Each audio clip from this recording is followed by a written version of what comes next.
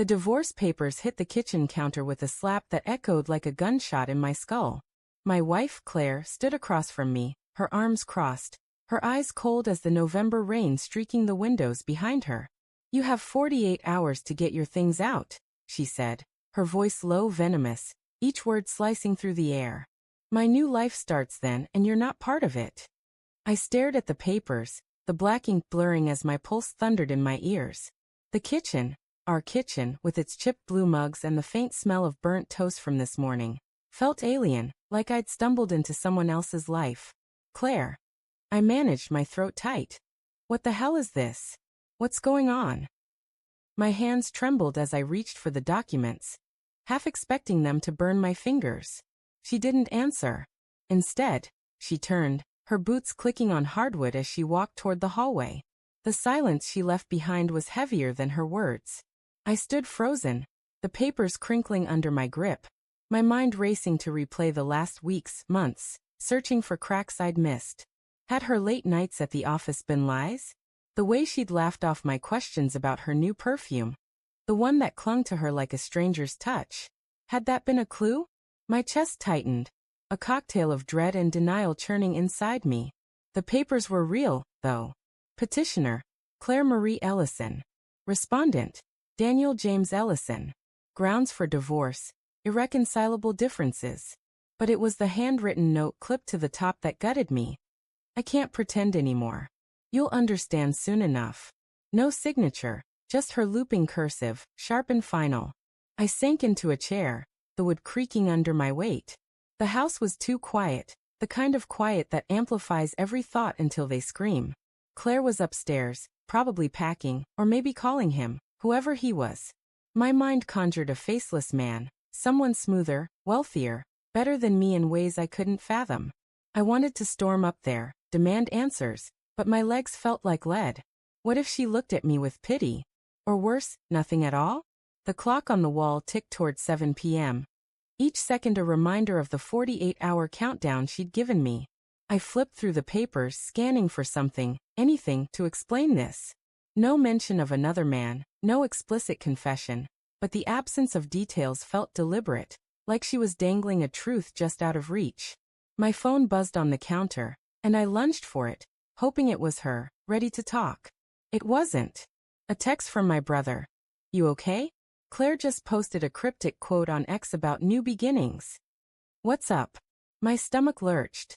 I opened X, scrolling to Claire's profile. There it was, posted an hour ago. "Sometimes you have to let go to find what's real." #new chapter. The vagueness was a knife twist. I scrolled further, my thumb trembling. A photo from last week. Her at a rooftop bar, smiling, her hair catching the city lights. The caption, "Feeling alive." I hadn't been there. She'd said it was a work event. The comments were innocuous, but one stuck out. A heart emoji from a guy named Marcus Reed. I clicked his profile. Private. No bio. Just a grainy photo of a man in sunglasses, smirking. My breath hitched. Marcus. The name felt like a splinter under my skin. I'd heard it before, hadn't I? A coworker she'd mentioned in passing? Or was I inventing connections, my mind desperate to piece together a puzzle with half the pieces missing? I set the phone down, my hands clammy. The kitchen smelled faintly of her lavender hand cream. A scent that used to comfort me but now felt like a taunt. I wandered upstairs, the stairs creaking underfoot, each step heavier than the last. Her office door was ajar, light spilling into the hallway. I pushed it open, my heart pounding. Claire wasn't there, but her laptop was open, the screen glowing. I hesitated, guilt prickling at my conscience. Snooping wasn't me, but the woman I'd loved for 8 years had just handed me an ultimatum to erase our life together. I needed answers. The laptop was unlocked, a rare lapse for her. Her email was open, a message half written to someone named Marcus. I told him tonight. It's done. I'm ready. My vision tunneled, the words searing into me. I scrolled up, my fingers shaking. Their correspondence stretched back months. Innocent at first, work-related, then shifting. "You make me feel seen," she'd written in June. "I haven't laughed like that in years," he'd replied. By August, it was "I can't stop thinking about you." My knees buckled, and I gripped the desk to stay upright. Each email was a betrayal, small at first, then brazen. Dinner plans she'd never mentioned. A weekend trip she'd called a conference. The pieces clicked together, each one a blow to the life I thought we had. But the worst was a photo attachment from 2 weeks ago. Claire and a man, Marcus I assumed, on a beach, her head on his shoulder, the sunset painting them in gold. She looked happy, happier than she'd been with me in years. I heard the front door open downstairs, and my heart stopped. Dan. Claire's voice called, tentative, like she wasn't sure she wanted me to answer. I closed the laptop, my hands shaking, and stepped into the hallway. She was at the foot of the stairs, her coat damp from the rain, her eyes wary. "What are you doing up there?" she asked, her tone sharp. "Who's Marcus?" The words slipped out before I could stop them, raw and jagged. Her face paled, just for a second, before she schooled it into something neutral. "Marcus is a colleague," she said, too quickly, her voice steady but her fingers tightening on her purse strap. "Why are you asking? Don't lie to me." My voice cracked, anger and hurt colliding. "I saw the emails, Claire. The photo. The beach. You told me you were in Chicago for work." Her lips parted, but no words came. For the first time in years I saw her falter, the confident mask slipping. "You went through my laptop?" she said, her voice rising, deflecting. "That's low even for you." "Low." I laughed, a bitter, hollow sound. "You're throwing away our marriage and I'm the one who's low? Tell me the truth. Are you in love with him?" She looked away, her jaw tight, the silence louder than any confession. Rain pattered against the windows, the only sound in the house. My chest ached, like something vital had been carved out. "How long?" I asked, my voice barely above a whisper. 6 months, she said finally, her eyes meeting mine, defiant but glistening with something like guilt. "It wasn't planned, Dan. It just happened. He listens to me. He sees me. You stopped doing that a long time ago." Her words landed like a punch, not because they were cruel, but because they held a shard of truth. I'd been distracted, consumed by work, assuming our marriage was a constant that didn't need tending. But that didn't justify this. "So you lied," I said, my voice shaking. "You let me think we were fine while you built a new life with him." "I tried to talk to you," she snapped, stepping closer. "I tried for years.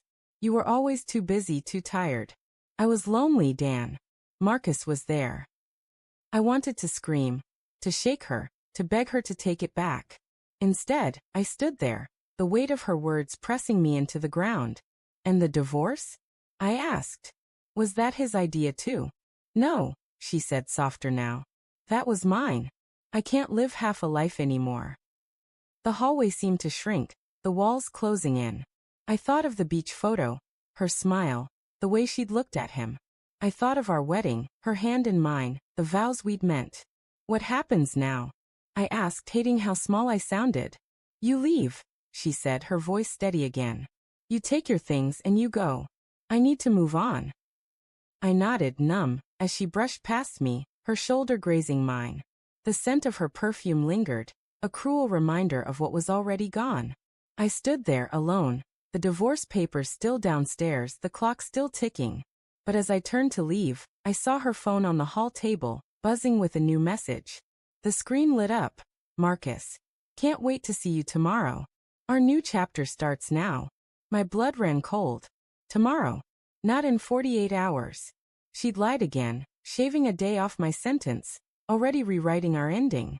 I grabbed the phone, my thumb hovering over the screen. I could confront her, demand more answers, but what would it change? The truth was already out, sharp and unyielding. Instead, I set it down and walked to the guest room, my footsteps heavy. I had 24 hours left in this house, maybe less in her heart. But as I lay on the cold sheets, staring at the ceiling, a new resolve flickered through the pain. I wouldn't just disappear. Not yet. Tomorrow, I'd find Marcus. I'd look into the eyes of the man who'd stolen my life. And then, I'd decide what kind of ending this story deserved.